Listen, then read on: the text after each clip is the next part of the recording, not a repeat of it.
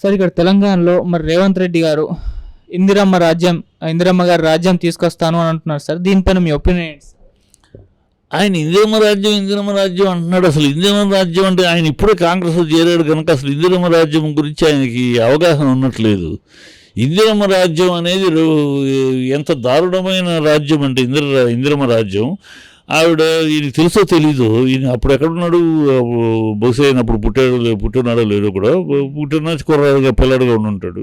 ఈయనకి ఇది కాంగ్రెస్ ఇప్పుడు చేరాడు కనుక అసలు దాని నేపథ్యం దాని బ్యాక్గ్రౌండ్ తెలియదు. ఇందిరమ్మ అనేది ఈ దేశానికి పట్టిన ఒక రౌడీ. ఇవాళ రాజకీయాల్లో రౌడీతనాలు, రౌడీలు ఎమ్మెల్యేలు అవటాలు, రౌడీలు ఎంపీలు అవటాలకు మూల పురుషులు, మూల కారకురాలు ఆ మహాతల్లి ఆవిడ చేసిన దౌర్భాగ్యం. ఆవిడ ఇందిరాగాంధీ అనే ఆవిడ కామరాజు గారు కమల్పాటి త్రిపాఠి గారు, లాల్ బహదూర్ శాస్త్రి గారు చనిపోయినాక సీనియర్స్ వాళ్ళ చేతుల్లో ఉండేది పార్టీ.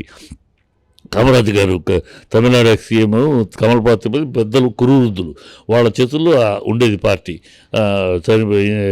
అప్పుడు కామరాజు గారు ఇందిరాగాంధీని నెహ్రూ కూతురుగా ప్రమోట్ చేద్దాం, ప్రజల్లో బాగుంటుందని ప్రమోట్ చేసి ఆవిడ పిఎం చేశారు. పిఎం చేసినాక ఆవిడ ఈ ముసలోళ్ళ నుంచి, ఈ కంట్రోల్ నుంచి తప్పించుకోవాలి అన్నీ పెట్టారు. కానీ రిమోట్ కంట్రోల్ ఆ ముసలోళ్ళ దగ్గర ఉంది, అధిష్టానం దగ్గర ఉంది, వీళ్ళ నుంచి బయటపడాలని ఆవిడేం చేసింది, ప్రతి స్టేట్లోనూ రౌడీలు, అంతకుముందు రౌడీలు దీనికి ముందు రౌడీలు ఎలా ఉండేవారంటే రౌడీలు గూన్స్, అప్పుడంతా ఈ లేవు కదా, ఓట్లు కబ్జాలు చేసేవారు, దానికి రౌడీలు ఉపయోగించుకునేవారు. ఈ రౌడీలు ఎలక్షన్ అప్పుడు ఉపయోగపడేవారు, తర్వాత చేతులు కట్టుకుని ఉండేవారు వెనకాల. వాళ్ళకి ఏదైనా సమస్య వస్తే ఆ ఎమ్మెల్యే చూడండి ఎస్ఐకి ఫోన్ చేసి చెప్పడం అలా ఉండేవి. ఈవిడ ఉద్యోగం చేసింది మీరెందుకు వెనకాల నుంచుంటాం, మీరే కదా ఓట్లని ఓట్ బ్యాంక్ ఇది చేసేసి, మీరే ఎమ్మెల్యేలు కదా నిలబడండి, మీరే నిలబడండి అని ఆవిడ ఈ రౌడీలందరికీ టికెట్లు ఇచ్చిన పాతకురాలు ఆవిడ. రౌడీలందరికీ టికెట్లు ఇచ్చి ఈ రాజకీయాల్లో ఆవిడకి తిప్పారు. ఆవిడకి ముందు రౌడీలు రాజకీయాలు ఉండేవారు కాదు. నేను చిన్నప్పుడు చిన్నప్పటి నుంచి రాజకీయాలు చూస్తున్నాం. చదువుకున్న వాళ్ళు, కొంత విషయ పరిజ్ఞానం ఉన్నవాళ్ళు, కాస్త డీసెన్స్. ఆ రోజు ఎమ్మెల్యే కంటెస్ట్ చేస్తే అతను ఒక గౌరవమైన పేరు ఉండాలి మా సమాజంలో, ఒక గౌరవమైన మనిషి. ఆయన పెద్ద ఆయన డాక్టర్ గారు, లేకపోతే ఈయన లాయర్ గారు, లేకపోతే ఇంకొకటి సమాజ సేవ చేసేవాడు, ఇలా పేర్లు ఉండేవి. మంచి పేర్లు ఉన్న వాళ్ళని ప్రజలు ఆదరించేవారు. వాళ్ళు ఈ కబ్జా చేయడానికి ఓటు ఉంటాయి కదా, వాటికి కబ్జా చేసేవారు ఆ రౌడీలు వెనకాల కొంతమందికి. వాళ్ళందరినీ ఈవిడ మొదలెట్టినాక రౌడీలు దిగారు. అలా దిగిన వాళ్ళే బిందరని వాళ్ళే పంజాబ్. అలా ఇచ్చింది ఆవిడ. కర్ణాటకలో జయరామన్, ఫుడ్ మార్కెట్ జయరామన్, అలాగే తమిళనాడులో ట్రిపుల్ గేన్ సుందరం, అలా ఆంధ్రాలో వంగవీటి రాధా. వీళ్ళందరూ ఈ అరాచకాలు చేసే వీళ్ళందరికీ మీరు మీ మనుషులకు టికెట్లు ఇచ్చుకోండి అది ఇచ్చి పెంచింది. అలాగే బెందరని వల్ల పెరిగి ఎంత అయ్యాడు చూసే కదా. సో ఈ రౌడీలకు సీట్లు ఇవ్వటం, వాళ్ళ గ్రూపులకు సీట్లు ఇవ్వటం, ఇవాళ రౌడీ రేపు ఎమ్మెల్యే, ఇవాళ అంతకుడు రేపటి మంత్రి అన్న స్థాయికి తీసుకొచ్చే దౌర్భాగ్యం ఇది. ఆవిడ ఎప్పుడైతే రౌడీలు పెట్టిందో మిగతా పార్టీలు పోటీకి రౌడీలు. సో ఈ రౌడీ రాజకీయాలు తయారవడానికి, రౌడీ రాజకీయాలు వాళ్ళు చూస్తున్నాం ఎంత వికృతంగా తయారైపోయింది రౌడీ రాజకీయాలు. దానికి ఆద్యం ఆవిడే, ఆ మహానుభావురాలే ఆ విత్తనాలు వేసింది. రౌడీ రాజకీయాల్లో రౌడీతనాలు తీసుకురావడానికి, రౌడీలు రావడానికి ఆవిడే విత్తనం వేసింది. ఇవాళ ఎంత దౌర్భాగ్యంగా రాజకీయాలు తయారవడానికి ఆ మహానుభావురాలు కారకురాలు.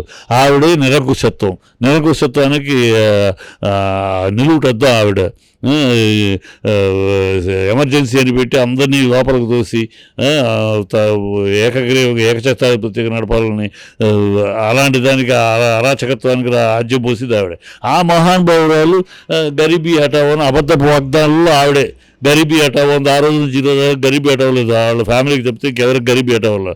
సో ఎన్నిటికీ ఆద్యురాలు ఆవిడ. ఒక అరాచకత్వాన్ని ఆవిడే, ఒక రౌడీ రాజకీయాలకి ఆవిడే, ఒక నియంతృత్వానికి ఆవిడే ఇట్లా అన్నీ ఆ, దరిద్రపు ఇవాళ రాజకీయాల్లో చోటు చేసుకున్న ఈ దరిద్రపు లక్షణాలన్నిటికీ ఆ ఆవిడే విత్తనం.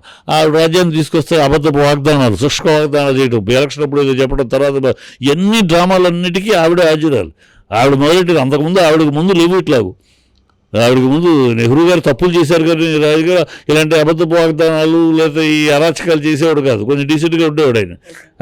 పాలనలో చైనా విషయంలోనూ కాశ్మీర్ విషయంలో తప్పులు చేశారు, అది పరిపాలన విషయంలో తప్పులు. అవి తప్పితే మనిషిగా ఇలాంటి అరాచకాలకు అవకాశం ఇచ్చేవాడు కాదు ఆయన. ఈవిడ వచ్చింది మొత్తం అరాచకం, రౌడీలకి స్థానాలు, రౌడీలు నెత్తి మీద పెట్టుకుని చెప్పు కాలుకు బాగా పనిచేస్తుంది, అందుకని చెప్పును నెత్తి మీద పెట్టుకోం కదా. ఆవిడ మూర్ఖత్వం, రౌడీలు మనకి ఎలక్షన్ అప్పుడు బూత్ క్యాప్చరింగ్ చేస్తున్నారు ఓట్లని, వాళ్ళ నెత్తిని పెట్టింది. దరిద్రం అయిపోయింది రాజకీయం. సో ఆ రాజకీయం తీసుకొస్తాడా ఇప్పుడు మళ్ళీ ఈయన? ఈ రౌడీ రాజకీయాలని తీసుకొస్తాడా, లేకపోతే నిరకసత్వపు దీన్ని తీసుకొస్తాడా, లేకపోతే శుష్క వాగ్దానాలని తీసుకొస్తాడా? ఏమిటి ఇందిరమ్మ రాజ్యం? ఇందిరమ్మ రాజ్యం అనేది ప్రజలు తిరస్కరించిన అసహించుకున్న, తరిమి కొట్టిన రాజ్యం.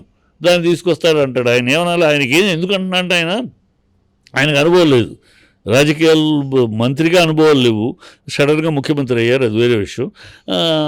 అసలు ఆయన కాంగ్రెస్లో అనుభవం లేదు. కారణం అనగా మొన్న వచ్చాడు. కాంగ్రెస్ చరిత్ర ఏంటి, దాని దుష్ట చరిత్ర ఏంటి, దాని దుర్మార్గపు నీతి ఏంటి, దాని దౌర్భాగ్యపు విధానాలు ఏంటి ఆయనకు తెలియదు. ఏదో వచ్చాడు అంతే, అయ్యాడు, కుదిరింది, అయ్యారు. దాంతో ఇందిరమ్మ రాజ్యం ఈ నోటితోటి సోనియా గాంధీని అన్నాడు కదా ఈయన, రక్తం తాగే అని. వీళ్ళ బంధువు ఆయన కూడా ఆయన వీళ్ళ పెదనాన్న రిలేషన్ పెదమామయ్య అవుతాడు ఆయన.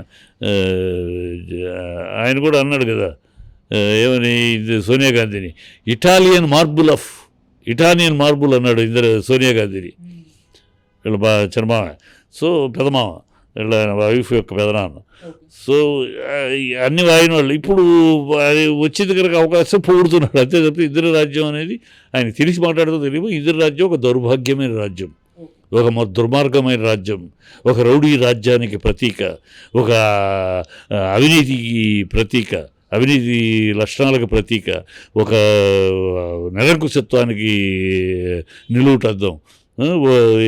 ఇలాంటి లక్షణాలు ఉన్న ఇందిరా రాజ్యాన్ని తీసుకొస్తా అంటున్నాడు. ఆయన ఏమనాలి?